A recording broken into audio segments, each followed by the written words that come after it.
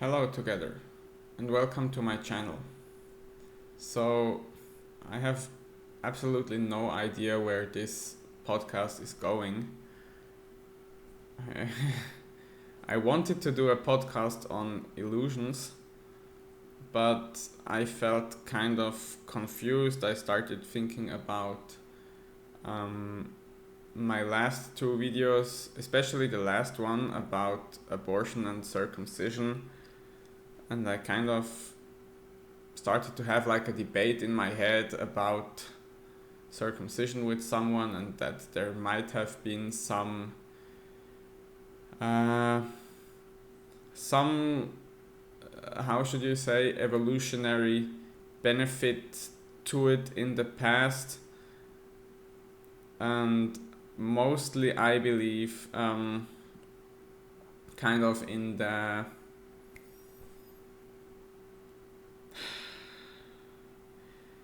the idea that you shouldn't just strive for short-term gratification and short-term fulfillment of pleasure and lust, so that it was kind of like a mad attempt by humans to remove themselves from the grip of sexual lust that can be just such a strong force that it almost robs you from your mind. Like, you can't think straight anymore. It's just you're controlled by this thing. This is what the Greeks thought, that humans are the playthings of the gods, and so they had different gods which could roughly have something to do with the different very strong emotions or desires or drives that people feel. So lust would be one of these gods, and it can grip you, and then it does things with you, and you can't really do anything about that. And so maybe circumcision was an attempt to kind of rip yourself or your like everyone in your society out of the grip of this incredibly strong drive in every animal, I believe. And I don't think there are any animals, I never heard of an animal except humans, that tries to control its sexual drive through with its mind, with its volition, to consciously decide if it is now a good time to reproduce or not. Most animals, as far as I know, they just reproduce whenever there's an opportunity. They go for it. It's just like, if you can have it, then you go for it. It's like no matter what, no matter the consequence, like, always try to reproduce. And so I think human beings have figured out that this is not a very good strategy in the long term, because what happens is, if you do that, then first of all, you overpopulate your tribe, overpopulates its territory, and then two possibilities can happen. Number one is that you expand outwards and you push other tribes or other animals away, which is the natural course of evolution. But also what happens is that you start to fight internally for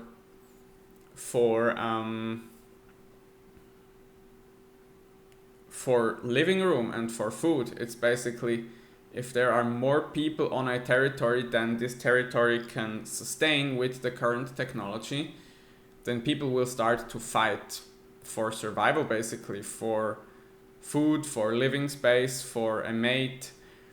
And that's So that led also not only to pushing outwards, which from an evolutionary standpoint is not a bad thing, even though we currently, like, it's not really ethically unproblematic, let's say it that way, but from an evolutionary point of view, it's the goal. You want to spread and push outwards.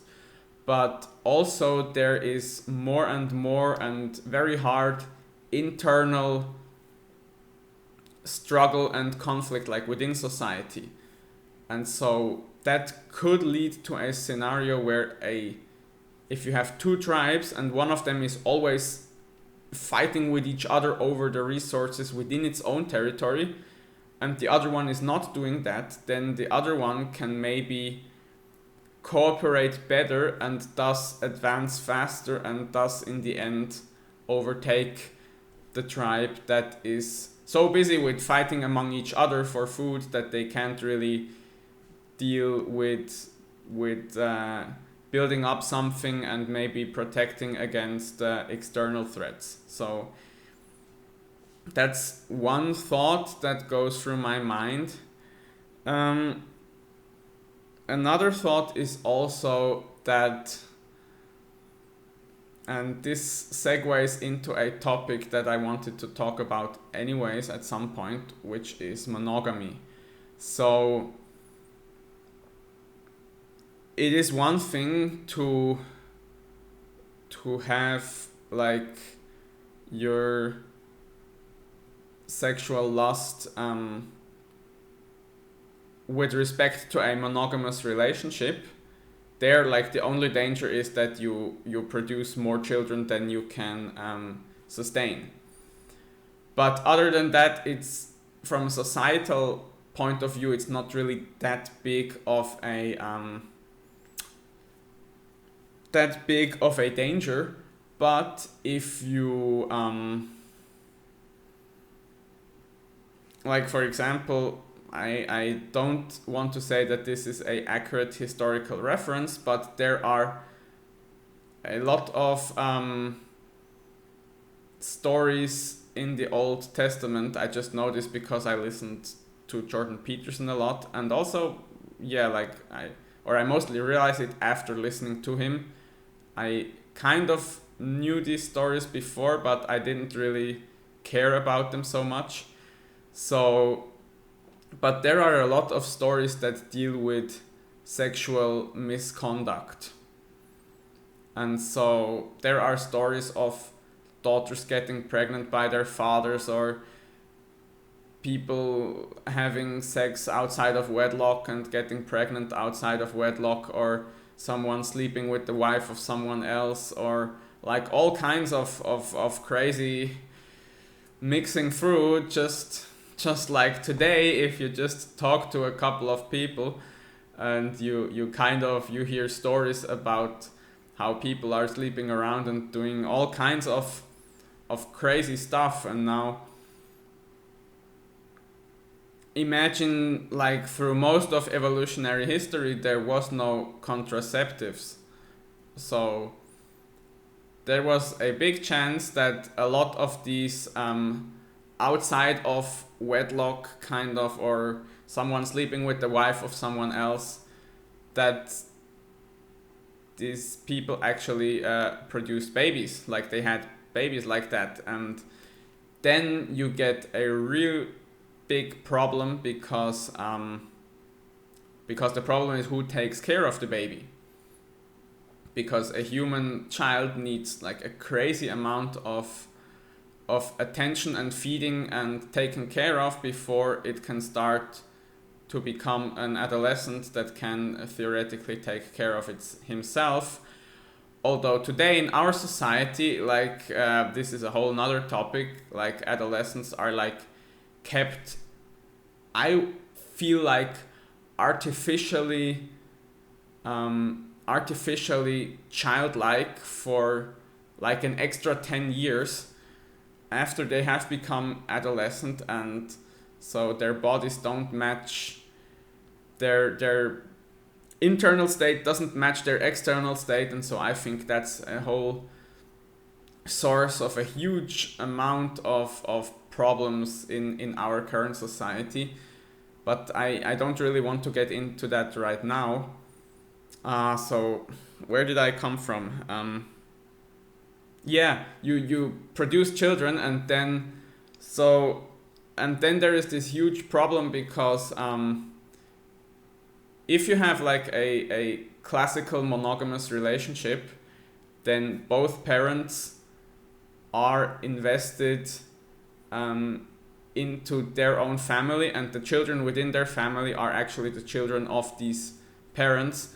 And so the parents have a biological and evolutionary interest to make sure that their children survive and flourish, that they are doing well. But if like everybody has a couple of kids with 3 or 5 different people, then there is a crazy mix, and then you cannot say who should take care of which children and to what degree. So just imagine like, yeah, and oftentimes then that's the other thing, like in these times you didn't even really know who was the father. Most of the times you knew who was the mother because that's more straightforward to know. But it just opens the door to a whole lot of confusion, and this confusion then of course opens the door to people within this society arguing with each other and fighting and endless conflicts and back and forth, and no, I will not take care of this child because it doesn't look like me, but the other guy says, well, I didn't do it, and then someone says, well, I saw you, and then he says, well, you lied. And so there is just endless infighting that could result even more from people not being able to control their sexual lust. So if you imagine a society where people like couldn't control their sexual lust, then we have 2 strong reasons why such a society would have a whole lot of fighting within its own members, between its own members. And this is like, the one is the whole jealousy and who is the father of the child and who has to take care of which child for how long and with how much of his money and so on and so forth. So this is one source of conflict, and the other source of conflict is having too many children, and then the land not being able to sustain all of them. And so there is this push outwards against other societies, but there is also a stronger conflict within, just because resources are scarce. And so, because I'm trying to think like, as much as I really strongly feel that it's a horrible thing to circumcise a young boy. I think like, if you just start to imagine what you're actually doing, if you really grasp it, then it's so horrible that you almost can't grasp it with your mind. Like, you take this small helpless child and you hold it down, or you tie it to a table, and you cut off the most sensitive part of his genitalia, of his penis, and you basically rob him of his around 70% of his future sexual pleasure. Like, it's around 70% of the nerve endings of the human penis are in the foreskin, and you cut that off, you destroy that.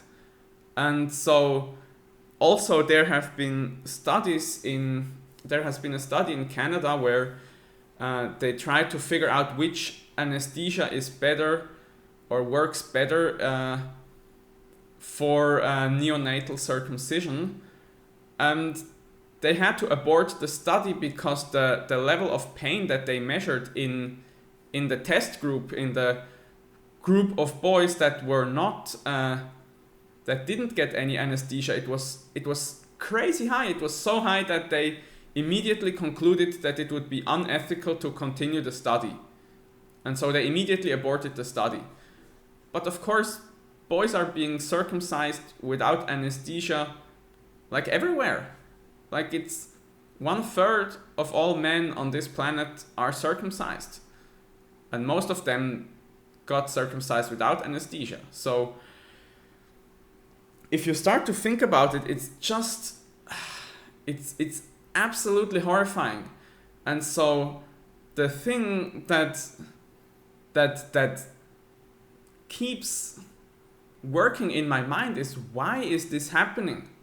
Like, there must be some credible reason. There must be some reason that makes some sense in some way, that makes a strong enough sense to justify why this custom has spread so far. Because, and that doesn't mean that I am in favor of continuing to do it. I think it's absolutely horrifying, and I think we should absolutely stop genital mutilation. It's genital mutilation, that's what it is. You mutilate the genitalia of a small human being.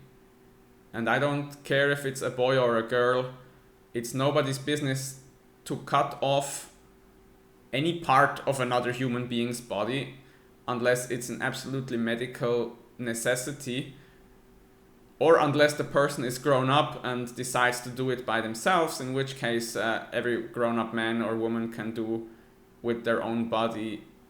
I believe, I wouldn't quite say as they please, but that's again another discussion. But I don't talk about this. I talk about children, about people who are not yet grown up and can make their own decisions for their own body. And so that's just how I feel. But at the same time, I keep wondering, why did this custom come about, and why did it either spread so far or come about in different places of the world independently? Both of these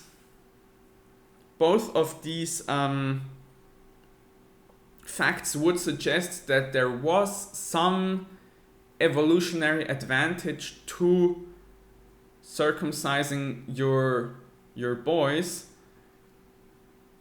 And I've heard a couple of explanations, but none of them really like clicked for me, in the sense that I feel, yeah, this is a sufficient justification so that it kind of makes sense for me.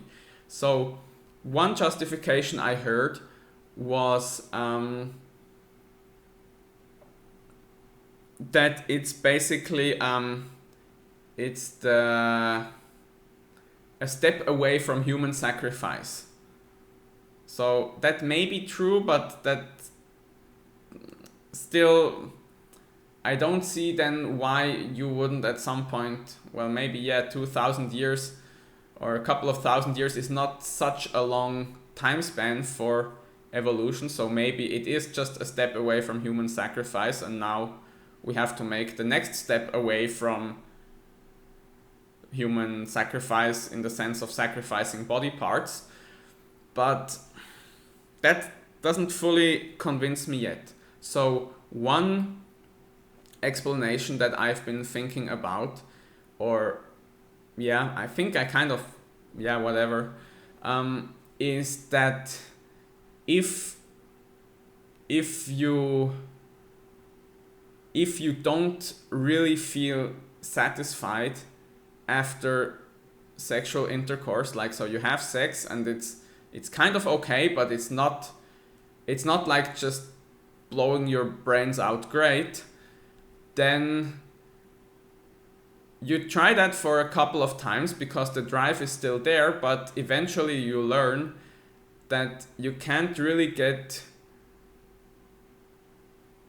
you can never really come to rest, because you are never really satisfied, because the thing that you would need, like the experience you would need to feel this like drugged out state of bliss, like you are just like, yeah, like the bomb has gone off in your head and you're just, I'm great. So you can't get that, because just your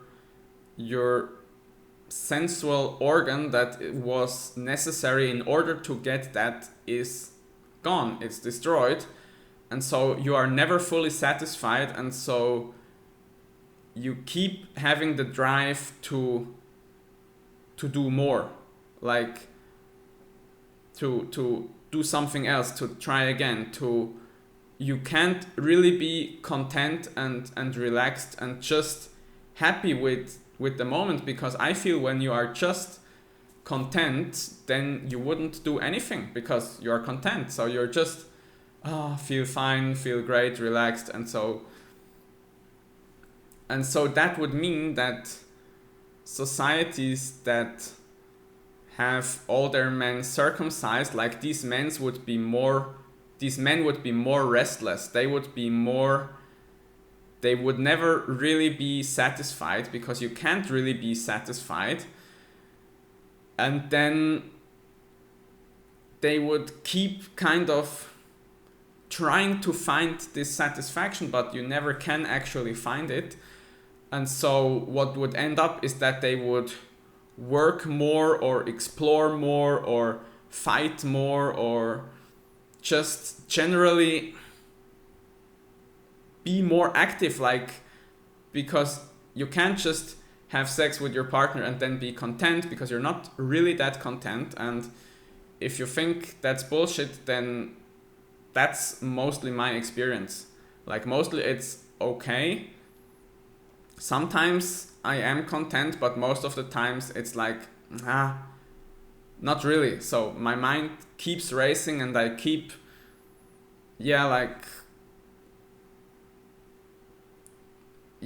like, okay, but I'm not satisfied, so there needs to be something more.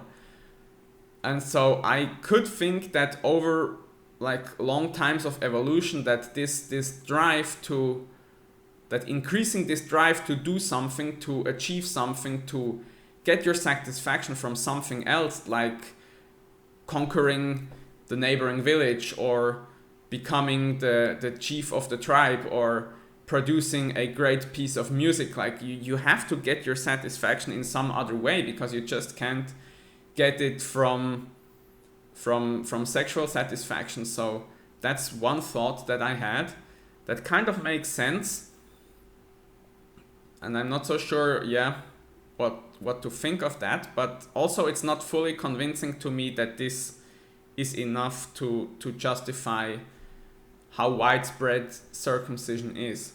So that was one. Another one was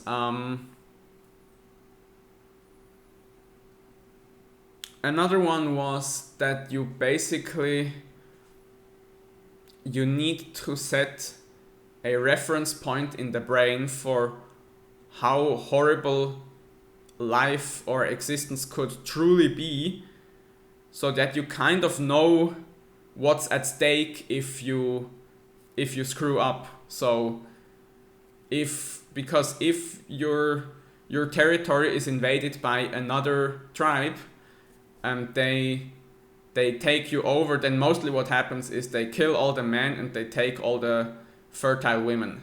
Like, they kill all the men and they kill all the women that are past menopause, but they keep the women that are still in a reproductive age. Like, that's kind of what evolutionary makes sense. It's of course horrible, but I think that's what happened quite a lot in our evolutionary past. And so, but if you know, like, somewhere in your brain, because this kind of such a painful experience is ingrained in your brain, and you will never forget it, so you will always have this reference point of how horrible it could become and so you are maybe more scared and more willing to invest energy to prepare to avoid anything as horrible as this happening to you or anyone around you ever again. So that could be another reason why circumcision spread, because people were more aware of how horrible life could be. And this just reminded me of another thought that I had. Oh man. Yeah. This just reminded me of another thought that I had about... I was just thinking about something that I'm not sure if I want to talk about, but I think I will do it, and maybe I will cut it out of the video. So yeah. So Jordan Peterson talked a lot in his biblical studies about like how the fall from paradise was basically the thing that happened over evolutionary time, that human beings got conscious of their own vulnerability. And he says that that being naked has to do with discovering that you are vulnerable, because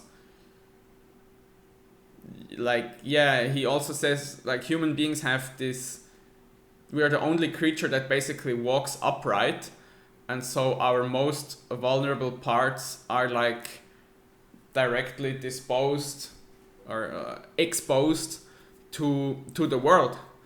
And that's like, if two men fight and one of them kicks the other one in the groins, then that hurts like crazy. And so you can't really kick a horse in the groins when it's standing in front of you, because like his testicles are well hidden and well protected, but a man that stands upright, like his testicles are like right there exposed. And so somehow consciousness also has to do with being conscious that one is vulnerable, that one can suffer in the future and die, and that certain things that can happen to one are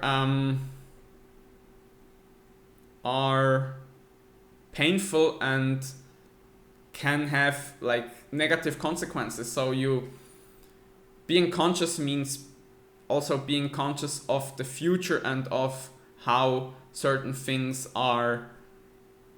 can happen in the future that are bad. And so a big part of that also has to do probably with fear.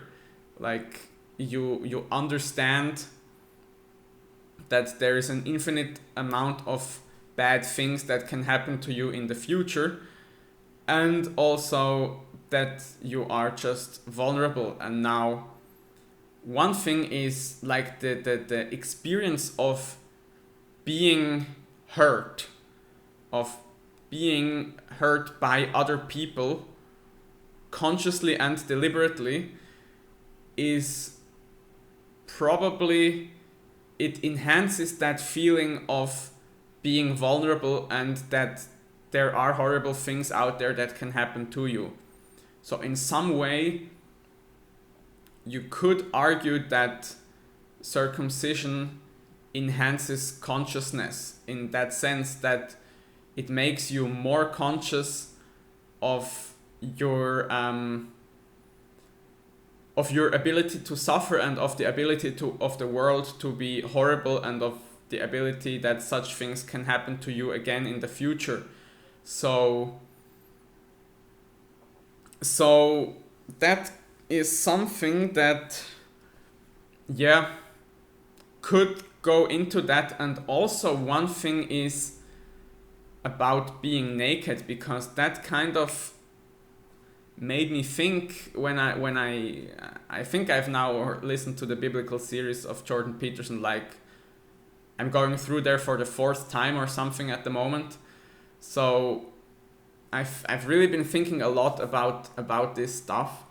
And one thing that I also realized is when you circumcise a man, you make him even more naked than he already is by nature, because one of the important functions of the foreskin is to cover up and protect the glans. So because the glans is actually an internal organ. It's I don't know how to call this in English, but it's like mucosa. It's soft, wet tissue. It's like this here on the inner side of your lip. It's not supposed to be outer skin. It's supposed to be soft, wet tissue. And that's why you have the foreskin that covers up the glands and protects it from rough, like scraping or just any kind of rough touch. So it's protected, and also it keeps it can keep wet and moist in there inside this protection. But if you cut the foreskin off, then you basically expose in some way, if you take the glans as a symbol of the, like, as the most important thing on the penis, and then you expose that to the world, so you take away its protection, so you make it even more naked and vulnerable. And that was a thought that I also found just interesting from the point of view of this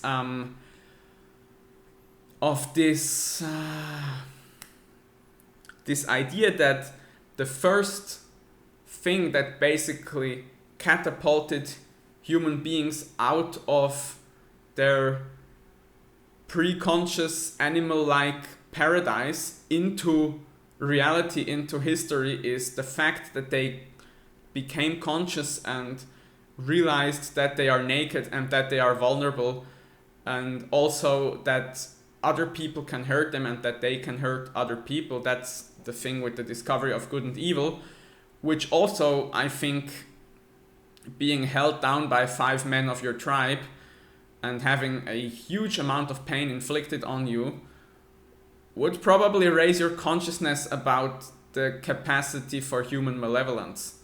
Because here are a whole bunch of people and they cause you terrible pain, and they say it's a good thing. So they think it's a good thing to cause you terrible pain. So, but just this whole thing that this is basically the starting point of history of really humanity. Before that we were just like another animal, and that was somehow like paradise, and that this consciousness is the start. And also, I don't remember quite how, but Peterson talks about how maybe the cure for this terrible tragedy of becoming conscious is to become as conscious as you possibly can. So you have to become like insanely conscious, like deliberately try to become more conscious of all the terrible things and the suffering and all the problems in the world, because then you can start doing something about it and making it better. And so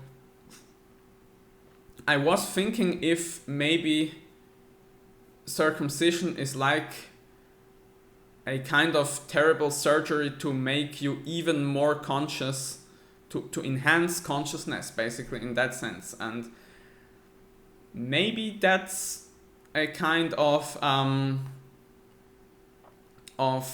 theory that would make some sense to me in this narrative of how from an animal that is not conscious to a human being today that is conscious, that this was like one important step along the way. Which still doesn't mean that we have to do it today anymore, although it kind of makes me a bit less sure that we shouldn't do it, although I'm still quite sure enough that we shouldn't do it. But also another fact that supports this theory, and this is the one I was nervous to talk about, is when I started really understanding how horrible this actually is, what you're actually doing here with a circumcision, then I started reading a lot, like really a lot, about circumcision, about the effects, about everything. And one thing that I found out is that if you are circumcised, and please try that for yourself if you want to, if you are circumcised, then what you will know is that your glans starts to like the skin dries out and becomes more thicker and less sensitive, and it starts to look a little bit like your elbow, like a little bit like, I don't know how you call this kind of type of skin in English, but like rash, like when you on your hands or on your feet, when you work a lot, then the skin becomes thicker, and it kind of builds like this protective layer. And so this is what also happens to the glands after a circumcision, because otherwise the skin would be way too sensitive for direct touch with the environment, with clothes, or with when you're sleeping on your stomach or whatever. And so you build this protective layer. But if you cover your glands like 24/7, if you take some piece of plastic bag or a plastic, like the lid of a hairspray, or like these film, these small, like these black film, like analog film cups with the gray lid. If you take one of these and you use it to cover up your glands where you have been circumcised, then it takes, after 1 month you really start noticing it. After about 3 or 4 months, the process is almost reversed. So if you cover it up 24/7, then your glands will actually start to soften up again and become moist again and look more like it originally or naturally looks. And so when I started doing this, which was probably 2 years ago now, or maybe 3, I don't quite remember. When I started covering up like 24/7, then I distinctly remember this one time when I was out in the forest, because I like to go out into the forest sometimes, to go like with the bike or walk, or just generally I like to be in the forest. Then I distinctly remember feeling more comfortable than I ever felt before. And this was after some time that I started, I think it was one of the first times that I was out there while after I started covering up. And so I found that was really interesting, but then I also found that it kind of makes sense, because I kind of felt less vulnerable, because one thing is I'm quite afraid of dogs, and I think it has to do because I had like a very scary experience when I was a small child with a huge dog. So he basically he just put his paws on my shoulders and licked my face, but I kind of was startled and I fell back on my back, and so this huge dog was over me and licking my face, and so I kind of probably looked into his huge jaw. And so I don't know, I guess it has something to do with this. Anyway, I am kind of afraid of dogs. And so whenever I'm out in the forest, there are people walking their dog, and sometimes they have them on a leash and sometimes not, and some of these dogs are quite big, and so they come running up and barking and whatever, and so I'm always kind of uncomfortable around these dogs. but I distinctly remember at that experience when I was there, and I felt less afraid. It was not afraid, but less afraid. And so I kind of feel it makes sense together with this other theory that when you feel very naked and very exposed to the world, because your most vulnerable part is more exposed to the world. And also, like from an evolutionary point, your most important part, because if you can't reproduce, then from an evolutionary point, that's the same as being dead, like almost, not exactly, but quite close. So the fear of being hurt in your genitalia is like only death is more scary than that from an evolutionary point of view. And so when you are circumcised, then you are more exposed. Your most vulnerable part is more exposed to the world. But then when you cover it up again, then you are less exposed again, because you feel like this comfort of this protection. And so I think that kind of plays into this theory. So I think these are all the reasons. No, there is one more reason that I could imagine why circumcision spread, and that is that when you really experience this pain and this hurt, then what can also happen is that you become very, very angry at the people that did this to you. But then you can't let this anger out towards the people that did it to you, because they are like your father and your uncle and your bigger brother and like everyone from your tribe. And so you have like this repressed rage within you. But then when it comes to, but then you have this repressed rage, but you can project it onto something else, because I think that's what happens with repressed feelings, is you kind of let them out onto another target. And so you could, maybe it would lead to these men being more fierce or unforgiving warriors, or more willing to engage in a violent conflict with men from another tribe, because you have all this bottled up rage that you have to keep repressing. But then when it comes to someone from the other tribe, then you don't have to repress it, and then you can just let it out. And so maybe it also spread through that way, that just the people that were circumcised were more aggressive because they had like a bigger amount of suppressed rage that they could then let out onto someone else. So I think now I'm out of material. These are the thoughts that I had so far about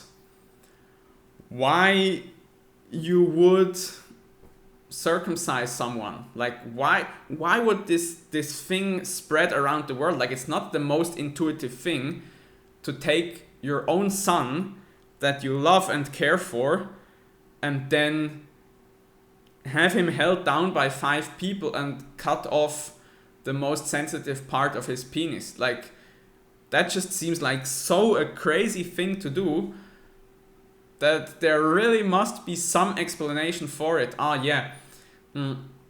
Another explanation that I heard is that it has, because of urinary tract infections, or just infections under the foreskin in general, that this kind of played into it as well, especially before there was any medicine available, because today you can just put antibiotics on it. So please don't come and tell me that this is a good reason why we should keep circumcising people today. But maybe if you lived in the desert 2,000 years ago, then I don't know how many people died of infections under their foreskin. I have no idea. But that's another reason that you hear why why it could have spread for like medical hygienic reasons. And maybe that's not as far-fetched as I always thought, because just now I thought that sometimes like the aristocracy in France around Louis the 14th, we learned in school that I think Louis the 14th had all his teeth smashed out and ripped out and had the gums then sealed with a like red hot piece of iron. So just imagine, Jesus, just imagine like the kind of suffering that certain people had to go through in the past before there was anesthesia. Yeah, like just imagine after a battlefield when they had to amputate someone's leg because it was just completely smashed. They had to amputate it without anesthesia and burn the wound so that he won't bleed to death. Jesus. Yeah, but so what I wanted to get to is these people, like there was some, and I think I heard this saying somewhere, that like it's an asset for a woman if she doesn't have any natural teeth anymore, because a substantial amount of people died because of infections in their teeth. So you have like a cavity, and then it keeps getting bigger, and then it infects, and then you have like a blood poisoning, and then you die. So if you don't have any teeth and you survived having all your teeth removed, then it was at least sure that you wouldn't die from your teeth.